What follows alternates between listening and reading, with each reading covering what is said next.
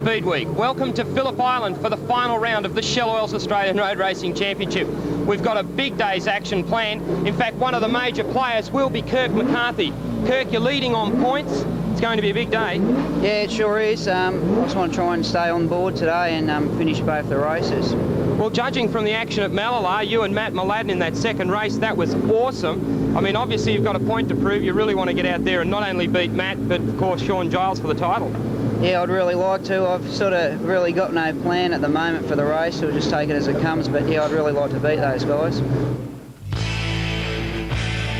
Well, it's crunch time for the guns of Australian road racing. Today we cover the 250 production, 250 Grand Prix and the Superbikes.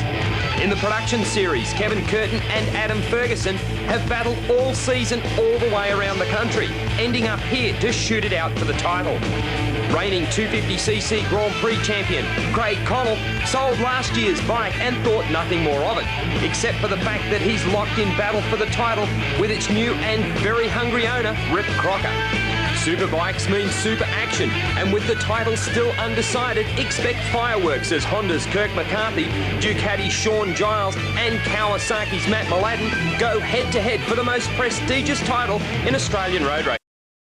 Phillip Island, we always see some great action. In fact, a lap distance of 4.44 kilometres, the longest circuit in the Australian Championship, and without a doubt the favourite circuit of the riders.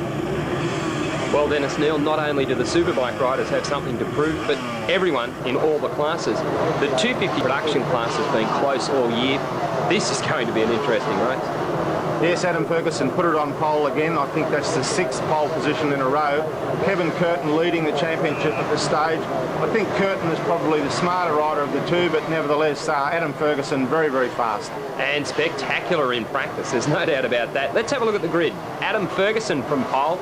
Beside him, Kevin Curtin. Muggeridge will come out of 3, and Todd Issel rounding out the front row. Well, the conditions here are absolutely perfect for motorcycle racing. In fact, this is probably one of the best weekends weather-wise that we've had at Phillip Island all season. Unfortunately, it's predicted that we will see some, at least rain or light rain, later on this afternoon. For the moment, though, a brilliant day for motorcycle racing. We're in the starter's hands, and this is a long run to the first corner. Let's see who gets away. Well, that's an even start for the front row, and Muggeridge starting to fall back just a little bit through the field. Curtin, though, looks strong as he heads up and over the hill. That's him bike 3.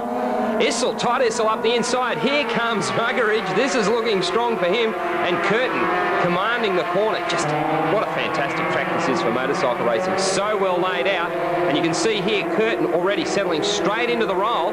This is what he wants to do, try and at least get away from Adam Ferguson, who's not had a very good start. No, Ferguson did get away a little bit slower there, but I'm sure he has been the fastest in practice. He will come through once he settles himself down a little bit, but always spectacular racing. Look there, 2 and 3 abreast there, trying to jostle for a position to get down the inside. No, Muggeridge has a bit of a look there, but Curtin closes the gate. Yes, I think Curtin there was planning that one. Muggeridge had a great run at him, but just couldn't go on with it. And you can see here the views from Phillip Island are absolutely stunning. There's no doubt about that as they head around the back portion of the circuit. And the interesting thing about this track is that everybody seems to be able to get up to speed fairly quickly. They come here Friday and they're working on their lines, but it seems to me that the track lends itself very quickly to everyone settling into the roll. Issel up there as well, so he's looking strong. And as they head now up and over Lukey down into this tough right-hander, and you can see here some varying lines, everybody having a look down the outside, but it is Kevin Curtin in control for this long left-hander leading onto the straight. Dennis, this is a vital corner to keep the speed up on a 250 production bike. It certainly is, particularly in this class, because slipstreaming is so important in the 250 class. Muggeridge here trying to set himself up to get a really good run here onto the straight. Not quite in the draft. Another rider breaking out the inside there, trying to look up the inside now. Muggeridge makes a bit of a move, ducks to the inside, tries to go under Curtin, and in fact does. Yes, that's worked nicely for him, the slipstreaming coming into play. And the 250 production bikes really are worked hard around this track, as you can see now that Muggeridge has used that to advantage. Curtin now shoots for the inside. Yes! Wow, nice move there from Kevin Curtin. Where's Adam Ferguson? We'll have to wait and see. Here he is coming up into play now. So we've got a rider down there off turn 1 by the look of it. Gee, that's a high-speed place to find yourself laying on the ground as they charge for the right-hander, hard under brakes. Look at this 3 wide. Who will it be? Oh, Issel and Muggeridge have come together. Dear, well, you know, that's racing, isn't it, Dennis? It's just so tight out there, there's not enough room for all of them. Well, terrible luck there for Muggeridge. Look, he's straight back on the bike, kick-starting the thing into gear. He doesn't want to lose many spots here. He's got some points still to go in the championship. Issel there's a little bit shell-shocked, I think. He's gone over to have a look at the bike, but he's having a look around. But back to the race here, that's allowed Ferguson to move up from 4th into 2nd. Now he's starting to put a bit of pressure on the back of Curtin. Yes, he's looking strong now, and with the bit between the teeth, he's a tough rider as Adam Ferguson. Here he comes, looking down the outside. He'll try and snap to the inside and get a bit of a run-up as they head around the rest of this right-hander, and then for the left, back onto the front straight here at Phillip Island. And this corner, crucial. It doesn't matter whether you're a 250 production bike rider or a super bike rider. Here he comes, out of the slipstream already goes Ferguson. So this is a big run for him. That didn't seem to work too well. But, no, he misjudged that a little bit. He got a little bit keen there, and you can see he's paid dearly for that rather than being right in the draft and able to draft past Curtin down the straight. He's got a bit excited, pulled out too early and lost probably 6 or 7 bike lengths. Well, McAteer now moves up into 3rd place, so he's looking strong as well. Now, all Ferguson really has to do is just eat away at that lead that Kevin Curtin has. But look at Kevin Curtin, he's a stylish man on a motorcycle. And in fact, Adam Ferguson is a fairly tall, big guy. He's, you know, cramped up possibly a little on the machine when you compare him to some of the smaller riders, but that's not holding him back whatsoever. Isn't this great action from the 250 Proddies? Again, these two guys, we've seen them battling at the front of the field around Australia. Here he comes up the inside, Adam Ferguson. Nice move under brakes, planned that one. Curtin will try and nick to the inside. That probably won't. Oh, he has a bit of a look to see where the rest of the pack is. Right out to the white line there. He's absolutely using all the track. Now Ferguson, I'm sure, will just calm himself down a little bit now. He'll just back off the brain a few revs and try and keep it together, because he'll be kicking himself for that mistake that he made coming onto the straight earlier in that lap.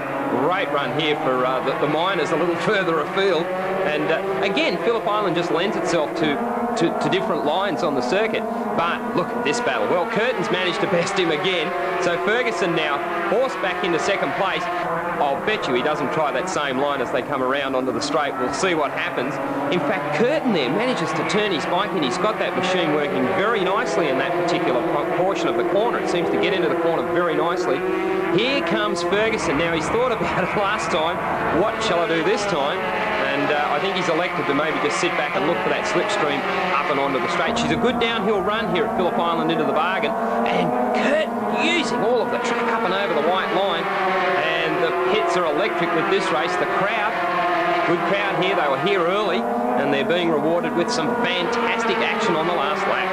I think in that instance there, that Ferguson had a really good look. He started to move up and into the back of Curtin's bike, probably just backed off a little bit. I think he's starting to use his head now and figure, I'll follow Curtin around for a few laps, because his bike was showing earlier in that lap that it has a speed advantage, I think. But that time down the straight, he should have been able to draft him and pass him, but he didn't. This looks fantastic, doesn't it? Side by side as they come under the Foster's Bridge. And really, as you've said, Dennis, it's a matter of Ferguson just trying to settle into the role. But we've got one very desperate Kevin Curtin. And, you know, the action is right at the front, but also with 250 production racing, it's all the way through. We just can't catch all of it. Here's a little bit of it. But right at the moment, that's Brent Issel there, bike 24. Kinner up the inside of him. There's action everywhere in the 250 production field. As we wait to see what the leaders are up to, these two have been at it for the whole race distance. It is Curtin with the pressure on. They're half a lap from home, Dennis Neal. It's really up to Ferguson now to try and just come up with some kind of a plan, maybe the slipstream to the line. Well, up over Lukey Heights, Curtin's bike's very well set up for this particular part. Now, this being the last time, it's going to be very important for Ferguson to judge us just right on the big continuous left-hander coming onto the straight. Well, we've seen him time and time again not be able to get the drive in the middle of the corner, just as Curtin does. Curtin seems to stay hooked up on the bike and drive it all the way through the corner, and it's working for him now. Ferguson's job is just to sneak up onto the back, go for the slipstream. This is it. There's only a few gear changes short of the finish flag. Who will it be? Look at this, the slipstream works. Ferguson gets across the line and grabs the win. Here comes the battle for fourth. McAteer's already grabbed third place. This is where the interest is now. That is Issel just hanging on. Kinner in behind him. Rebecca Belbin up there as well. Look at this. They dive left and right across the circuit. It is Issel for fourth place. Wow, what a race, Dennis Neal. Certainly was. 250 production racing always turns it on. I think a great effort there from Rebecca Belbin to finish fifth.